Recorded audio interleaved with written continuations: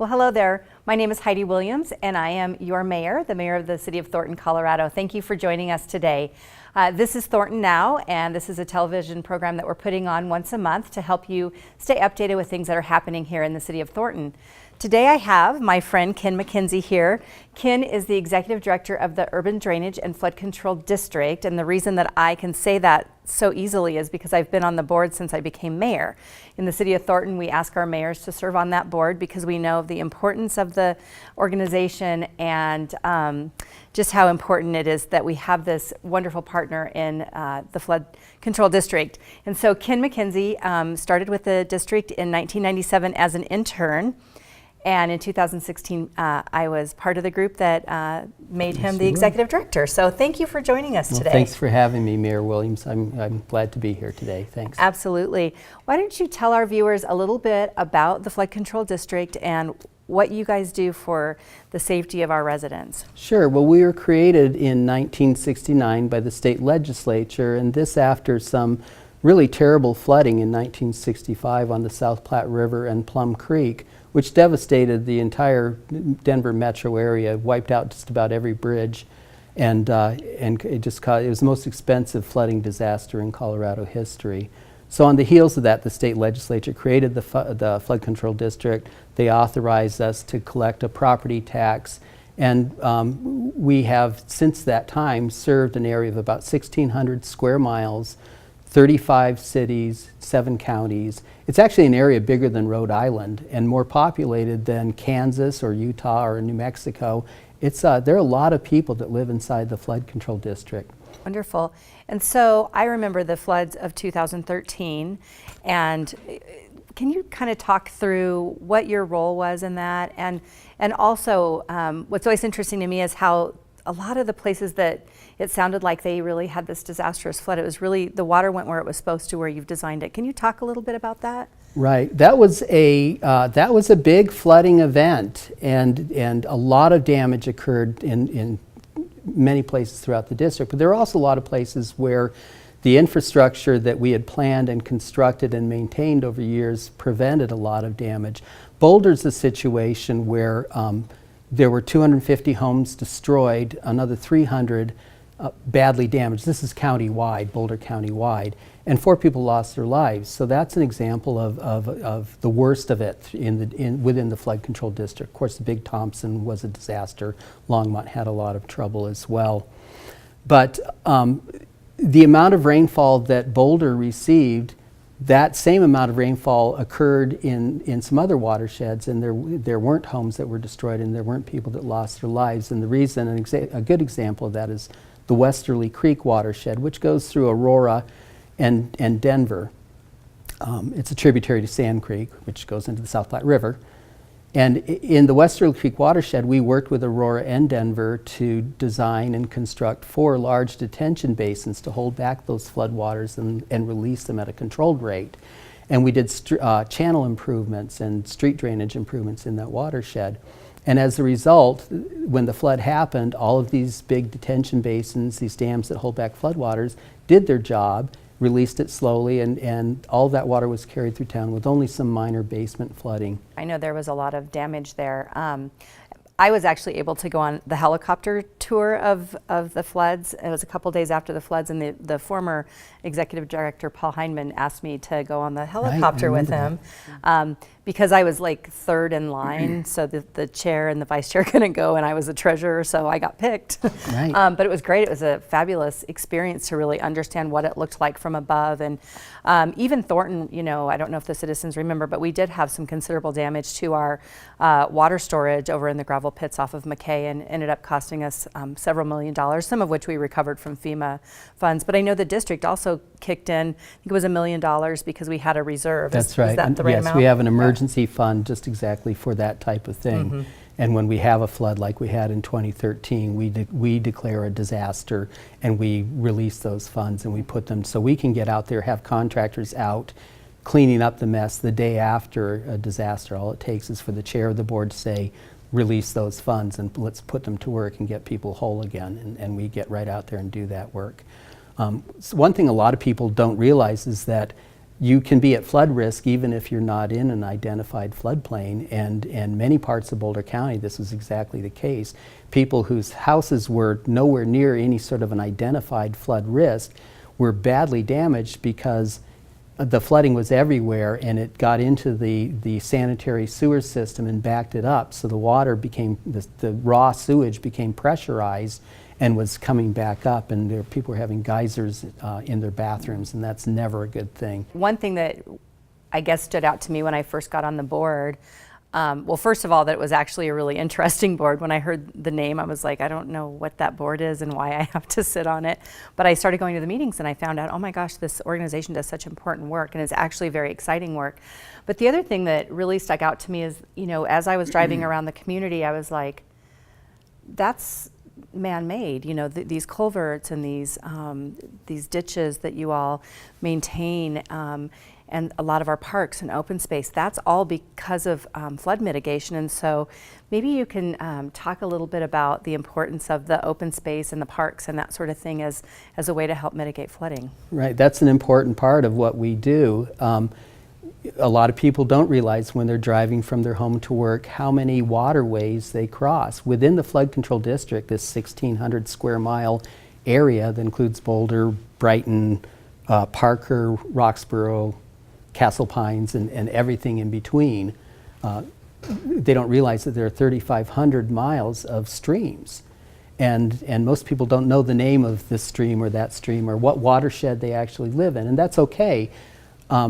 But what they do know is that there's a lot of open spaces in the urban environment, and these open spaces were left open because these are the low-lying lands that are flood prone, and good floodplain management principles dictate that you should keep those open and not develop those lands. And the great thing about those open spaces is that they're really good for passive recreation, for walking and running and riding your bicycle and walking your dog. They're also excellent places for golf courses, and Thorn Creek is a good example of a golf course that is in the open space of Big Dry Creek. And we worked with the city of Thornton to do a lot of work on Big Dry Creek as you created that nice golf course. Really quickly before we close, talk about, I think there were a couple of other recent projects that the Flood Control District did in Thornton. Sure. One that I'm very proud of is on Brantner Gulch at Holly Street.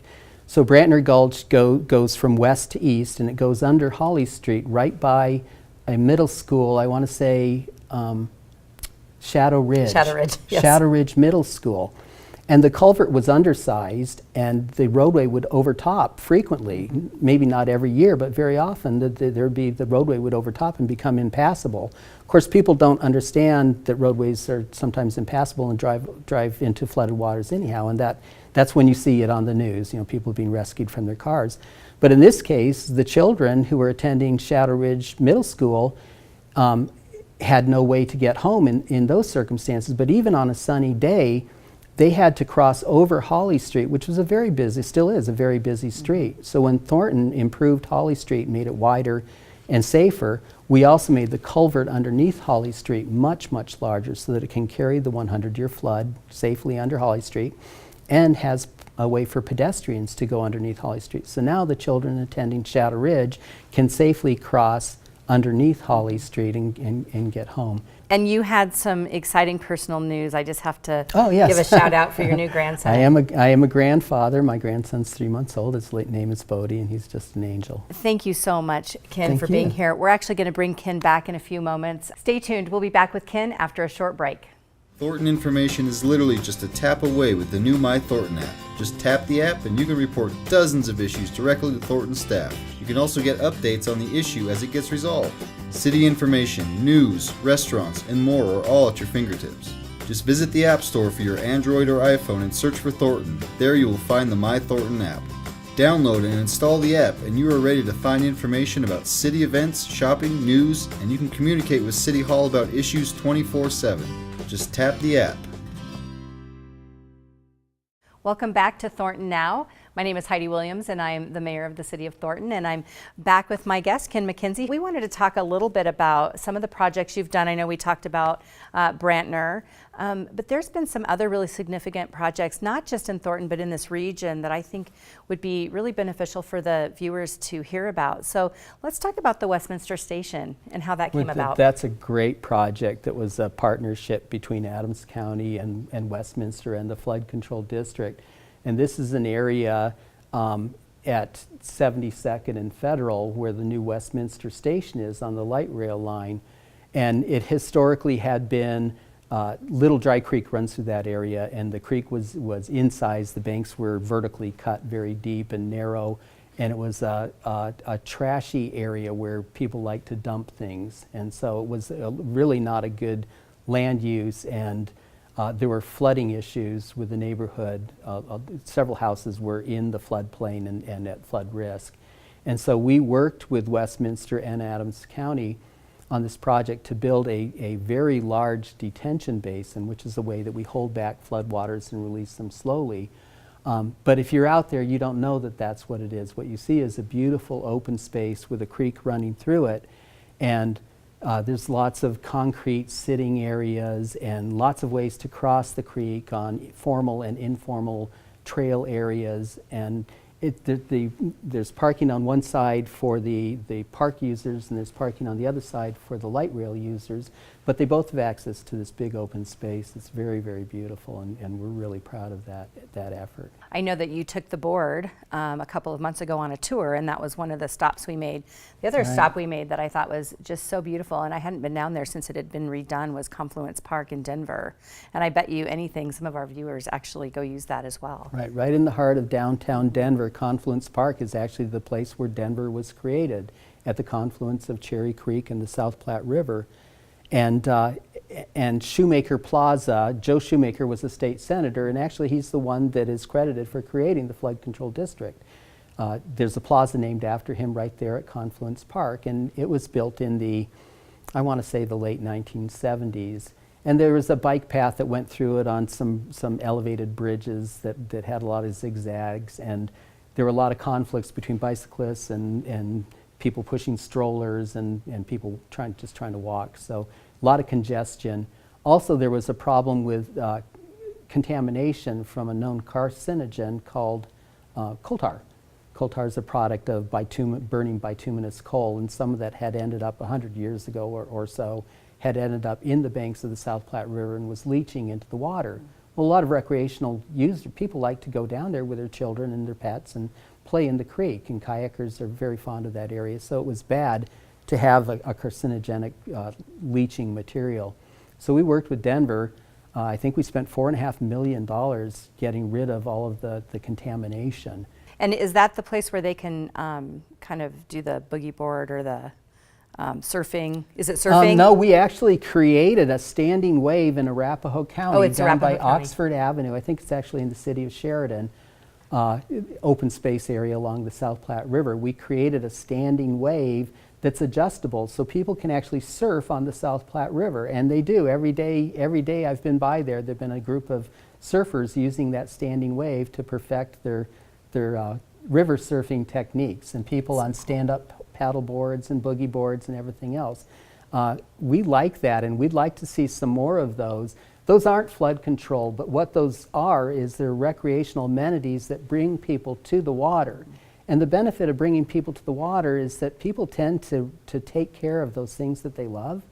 So when you introduce a person to a recreational sport on a water body like the South Platte River, and they learn to love that amenity, they're going to take good care of that. So if somebody else is dumping tires or something, they're going to advocate for us and help keep the river clean.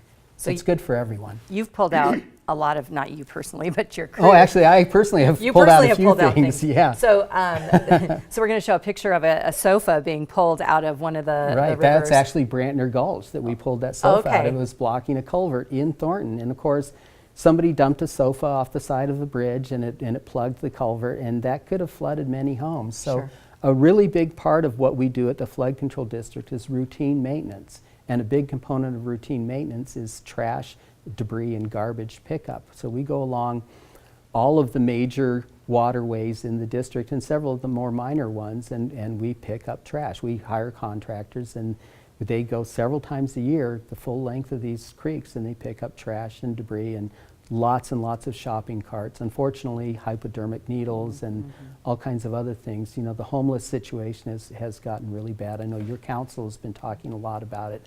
Everyone is, and I wish we had an answer to that. But for the time being, our job is to clean up after people that leave whatever they leave behind, and we spend a lot of tax dollars doing that. Well, that's awesome. Well, thank you so much for being here. I think that you've definitely educated Thanks for us having all me. on what the Flood Control District does, and we really appreciate all the service that you provide for our citizens. So thanks again. Thank you. All right, we'll be right back with Ray Gonzalez from Adams County to talk about some great things happening in the county. Thornton information is literally just a tap away with the new My Thornton app. Just tap the app and you can report dozens of issues directly to Thornton staff. You can also get updates on the issue as it gets resolved. City information, news, restaurants, and more are all at your fingertips. Just visit the App Store for your Android or iPhone and search for Thornton. There you will find the My Thornton app. Download and install the app and you are ready to find information about city events, shopping, news, and you can communicate with City Hall about issues 24/7. Just tap the app. Hi, welcome back to Thornton Now. My name is Heidi Williams, Mayor of the City of Thornton, and this is Ray Gonzalez. He is the manager of Adams County, and he is here to talk to us a little bit about Adams County and what's happening. And we have this really cool new amenity, I guess you'll call it, in Adams County. We can all envision this future where point-to-point space travel can take us anywhere in the world in just a few hours. But that future is actually closer than we think. And now Adams County is home to Colorado Air and Spaceport. So tell us a little bit about that and what that means for Colorado. Well, first, thank you, Mayor Williams, for having me. And as a proud Adams County resident and Thornton resident, I am honored to be here with you today. And so, yes, the FAA, the Federal Aviation Administration, granted Adams County the 11th spaceport license in the country. Which we have been working on this endeavor for over 6 years now. And what it will do is it'll allow us to do a horizontal launch into space from our new Colorado Air and Spaceport. That is so cool. Do I get to be the first guest on that plane, or? We can make arrangements for that to happen if your heart desires to be the first. I'll think about that. I'll think about that. So what are the plans for the immediate future? Like, how long does that take? You know, we've been at this for over 6 years, and the next step in the process is really to identify a vehicle operator. And so right now we have several companies that are in the middle of research and development and trying to develop an airplane similar to a commercial airline. That will allow us to do that horizontal launch. And so we're talking probably anywhere 5 to 10 years before we actually, go out into space. Okay, well that's really not that far off if you It's think not. about it. That used to seem like a really long time when we were young kids in Brighton High School, right? Absolutely. Yeah. So you've talked about how long it'll take before we're really doing that. Is this going to bring a lot of economic development to the county, jobs? And is that in the 5 to 10 year period, or is that Absolutely. more? I think that's more immediate. Okay. More immediate. We look at this as an economic engine, not just for Adams County, but for Colorado in general. And that's one of the reasons why the Board of County Commissioners made the commitment and name it Colorado Air and Spaceport, because really this is Colorado's only air and spaceport. And so the first step is really to identify potential prospects. Aerospace industry is a very high demand industry. We have over 400 companies, aerospace companies located in Colorado. And so we have approximately 1,500 acres of developable land around the airport, which we are just dying to start developing that land. And so the first immediate step is really to try to attract new investments near our airport. That's so exciting. And I remember when, DIA, which they now call DIN, Yes. which is very strange for me as a native. I can't get that out of my head. But I remember when that airport went in out there, and I know it's not exactly close, but they're in the eastern part of the county. And so it's just really exciting to have all of this wonderful stuff in the county that we can provide jobs, and we have great economic development, and we also have people coming in looking at what we're doing here in Colorado and talking about us. And so this is just one more feather in our pocket, if you will. So very exciting. Well, you recently mailed your annual community report to every resident in the county, and the focus was on another exciting announcement. What can you tell us about the plans for Riverdale Regional Park? Well, first, those of you who are familiar with the former name as Adams County Fairgrounds or Adams County Regional Park, we just went through a name change, and the county commissioners renamed that park Riverdale Regional Park. And so we just completed a master planning process for the regional park. Consists of over 2,000 acres of contiguous land, and we've acquired that land through a variety of resources. Most of it is our Parks and Open Space Sales Tax Fund. And what's exciting about that is that we've identified a partner, and one of those partners is a Tier 1 SCFD organization, the Denver Botanic Gardens, who will be joining that development or that park and programming over 90 acres of land. And if some of you have been to Chatfield, they have done the same concept at Chatfield Reservoir. And so this is an exciting time for us to bring our only Tier 1 facility in Adams County to us and offer lots of activities for families of all ages at the regional park. Wow, that is so exciting, especially as a Adams County girl. When do you expect this to be open for the public? Yes, so we'll probably have a big opening the spring of 2020 is what we're planning.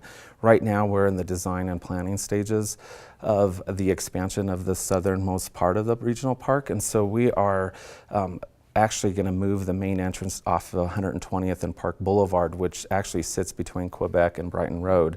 And so that will be the new main entrance into the regional park. And then as soon as you enter the park, Denver Botanic Gardens will occupy the immediate west portion of that.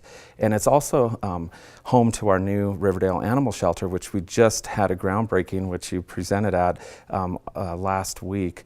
And we're excited about that. It's a $27.5 million facility that will be over 40,000 square feet that really pays attention to animal welfare, and the conditions of the animal shelter are going to be state of the art. And we're introducing a new concept where it's more interactive for residents and families to actually visit, so they're like walking into a museum and being able to interact and understand animal welfare from beginning to end. That's really important for our pets to make sure before we adopt somebody that we know what we're getting ourselves into. Absolutely. I mean, I'm a lifelong animal owner, and they're not as easy as people think. And so then a lot of times those little guys or girls end up in the shelter and looking for a new home. So I do look at your website often to look at little puppies and try to talk my husband into getting one, but I think that he's stopped me at 2. So really glad that you're having that there. And it's really very close to Thornton as well. The old one I think was either in Commerce City or really close to Commerce City. Yeah, it was in Commerce City. So this will be great for our residents. It'll be very close and easy to access, as well as the park. So we're all very excited about being able to access the park. And that's great for us, but what are you doing in the eastern side of the county for those citizens? Absolutely. I think we're spending a lot of time really trying to provide gravel road maintenance for our eastern part. Our county goes 72 miles west to east, and so as you can see, we have a very diverse county, and so rural to the east.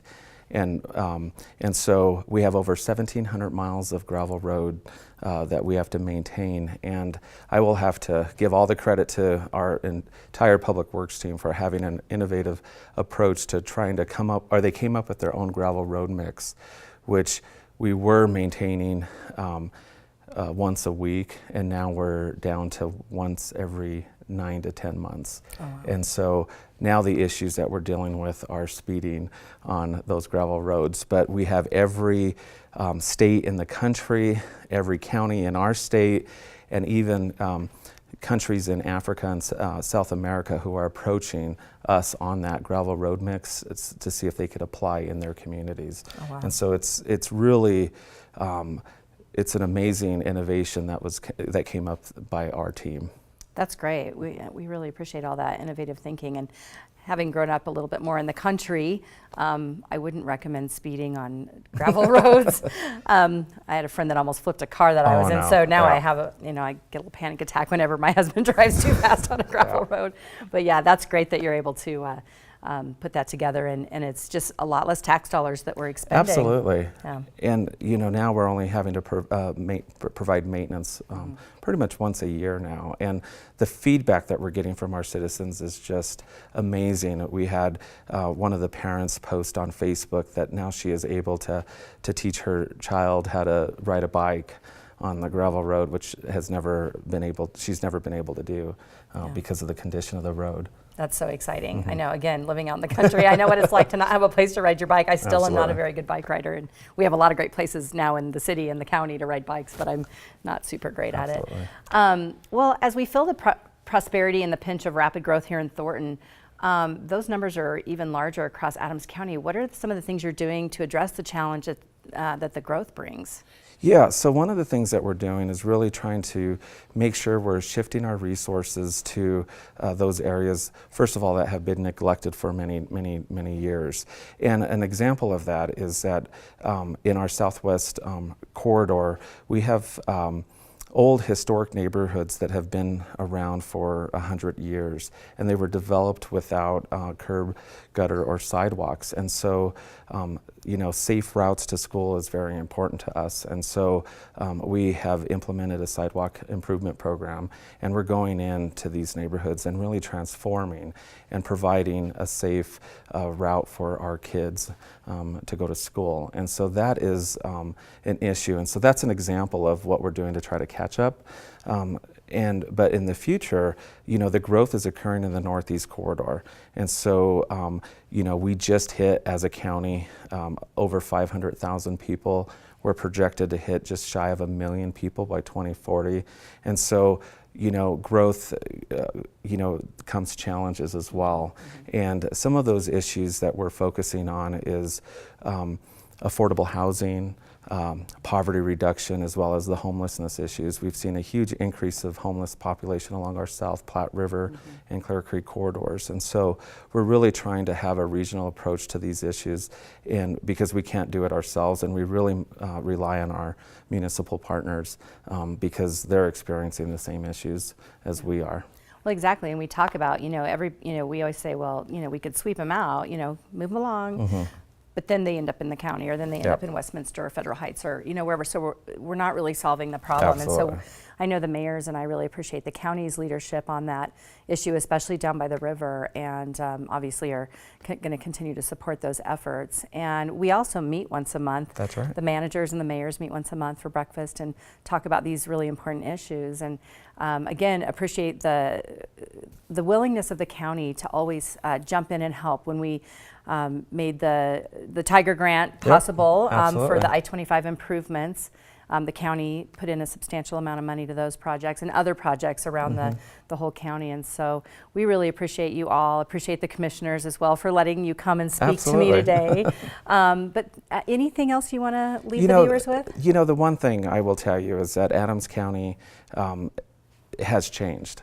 And we are the 5th largest county, and we have a different philosophy in the county, and we are actually being looked at as a model by other counties now, and that hasn't always been the case, as you know. Yeah. We're both natives, and so I think we can at least recognize that we had some deficiencies in the past that we've had to accept, and I think I'm really proud to be an Adams County native and not only live and work in the community, but raise my children here as well. So I appreciate you interviewing me today. There's so many more projects that I'd love to highlight, and I would love to come back if you just to kind of highlight some of those things. Well, I'm here for one more year, so All right. before I get term limited, so we'll make sure to have you back. Thank you for putting Adams Absolutely. County on the map. I mean, I think this is great for the city of Thornton, obviously, because we are in Adams County. We're the largest city in Adams County. Not everybody knows that.